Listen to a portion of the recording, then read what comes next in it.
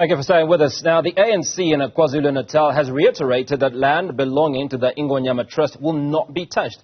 This follows reports that the party is considering implementing recommendations by a panel on acceleration of transformation that was led by former President Kgalema Motlanthe. The plan was scrapped in 2018 following a backlash by traditional leaders. For more on this, I'm joined by ANC KZN Secretary Bhekinkosi Mtolo. Bheki, very good morning. Thanks for speaking to us. Please take us through the Ingonyama Trust and its main purpose. Good morning to your viewers.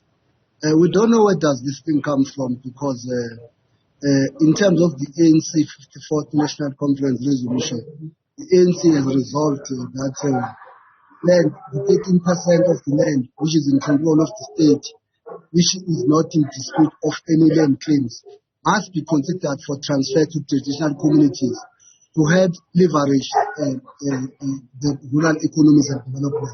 It further said, to this end, the 13% in the custody must be transferred to the institutions of traditional leadership to be held in trust on behalf of traditional communities. That's what the ANC said. It further said to the municipal councils must consider the institution of traditional leadership as a strategic partner, not just a stakeholder, especially in matters of development in terms of the Spluma Act of 2015. Then to where we stand is that, in fact, the modalities of Ingonyama Trust, which the land is held in trust, and then the monarch is the sole trustee on behalf of traditional communities, then the National Conference embrace that as a thing that should be embraced for the whole country. You will understand that, for example, in other provinces, you will find that traditional communities that are around in mining communities, normally they don't ever say they are poorer than anybody else. The communities, we call them very urban mining communities. Then in Ingonyama Trust, we're working very well with the Ingonyama Trust. Yes, there may be small administrative challenges that we as the leadership, we are willing to meet with the Ingonyama Trust board, guided by eye on those minor things. But where we stand, there's no plan from the ANC to seize Ingonyama Trust land. It's a fallacy. It does not exist. Now, Bheki, ironic to what you're saying, and as far as the law or what it is that was resolved by the ANC, what is on the ground issues around violence, intimidation, assassinations and dispositions, and that is what the people in the rurals are saying about how they're being treated. How do you react to that? Yeah, but we don't isolate Ingonyama Trust and target Ingonyama Trust. For example, if you go to many municipalities, there is illegal land grabs in various cities. There's illegal land grabs. There's a disjuncture between various councils and Abashalbas and Dondolo. But it's an issue of land. The issue of land has got challenges. Ours is to make sure that we minimize and work on those administrative challenges that are as a result of the issue of land. Then why Ingonyama Trust is targeted as if their problems are only arising in the land in the hands of the Ingonyama Trust. All over the country, the issue of land is a problem. It's a total issue. If you can't then say when the municipality is finding problems with, for example, other municipalities have gone to court trying to interdict communities taking land from state. Some of them they've won, some of them they have not won. Some of the judgment by the Constitutional Court to say you can't evict people. It's a basic human right. You must get an alternative accommodation. But you can't say then municipalities must be dethroned of having land in their hands. You can't say that. Ours is to make sure that the issue of land must treat it with care and iron administrative challenges. But I think the target of the Ingonyama Trust, as if the only problems as it relates to the issue of land and access that are only found in the Ingonyama Trust, is a fallacy. It's not sustainable. Well, let's talk about some of those administrative challenges that you speak about. What are they? And 28 years on, what are the successes that the ANC has achieved in managing the land issue?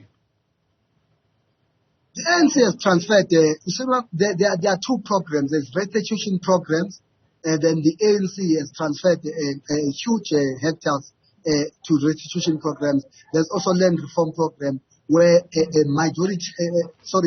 huge number of people that started to access land in terms of land reform program. But the issue of land remains our main challenge. Hence, we have resolved in the 54th conference of the expropriation of land without compensation, land that is in the hands of the minority few in our country, so that we redistribute the land equitable to the majority of our people. But the issue of land, for example, is not about only access to farming. It's also about human settlements, building clinics, building research centers, building schools and all that, in specialty cities. Then it's a wide range of issues. Then that we are continuously working on, making sure that we iron issues. But as we go, we modernize our approach, we improve in our approach, we make it better. For example, if you go to the city of Ethekwini, for example, just drive from Mtolo towards Lower South Coast in Potchefstroom. You see on both sides the massive development that has happened in the past 10 years. You would not have seen those developments of those big, beautiful houses. They were not there in the 10 years. If you move towards Adams, towards Mpumbulu, for example, you will see those things. You go to Limpopo, for example. Limpopo is one of the provinces that has got best developed rural areas in terms of housing. Then it's because of the ANC government that has opened those opportunities. Now let's talk about women in particular and mining towns. You did talk about challenges in the mining towns. How are they protected? Because the reports that we get, or certainly some of the stuff that's coming out of the media, is that there's a lot of violence and intimidation, particularly targeted at women when they resist land being taken away from them. That's why the conference talked about a need to come with an approach that the access to land must also take the issue of women emancipation, must also end patriarchy. Sorry, allow me there. So there are resolutions that have been made at the conference, but let's talk about the practical side of things. What is being done on the ground? Because these reports are current reports that are coming in around the frustrations and the intimidation that women and many other people are facing around the issue of land. As I was saying, the issue of land is a thorny issue. But I think, yes, there will be those stereotypical incidents. For example, let me talk about KwaZulu-Natal. In KwaZulu-Natal, through our work as the African National Congress, through our work with government, through our work with the traditional leadership, now women, you will understand in the old days, in the most patriarchal system of government before 1994, an unmarried woman would not be given a site to build her own home by an Induna or a traditional leader. But that thing in KZN is an issue of the past now. It does not longer happen.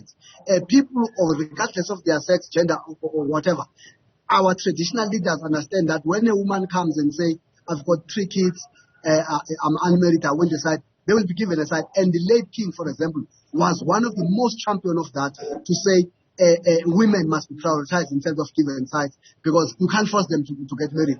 To get married is a choice. It's not a force. It's not a force. It's a choice. Then you go to KZN, for example, in a deep area in Nongoma, in Pentle, in Bulwa, in Mzumbe, in Hati, in Kgalema, you will find that there are a lot of women who are single parents who have been given a site to build. And they've built nice homes for their kids, for their families, who were given those sites by traditional leaders, working with his Induna and traditional leadership.